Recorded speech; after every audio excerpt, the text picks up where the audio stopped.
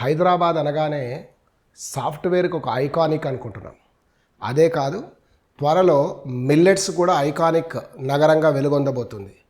2023లో United nations వారు millet ఇయర్గా ప్రకటించిన తర్వాత కేంద్ర ప్రభుత్వం 250 కోట్లు వెచ్చించి హైదరాబాదులోని ఈ యొక్క రాజేంద్ర నగర్లో ఉన్న అగ్రికల్చర్ యూనివర్సిటీలో ఐసీఆర్ అంటే Indian council of agriculture research కింద ఇక్కడ ఐఐఎంఆర్ అనే ఒక సంస్థను ఏర్పాటు చేశారు. ఇది Indian institute of millets and research అనే సంస్థ. ఇది ముఖ్యంగా ఈ యొక్క global centre of excellence on millets అనే వారితో కలిసి ఈ మిల్లెట్స్ అభివృద్ధిని అనేది చేయడం జరుగుతుంది. ఇందులో భాగంగా ఇక్కడ 7 కార్యక్రమాలు చేపట్టబోతున్నారు.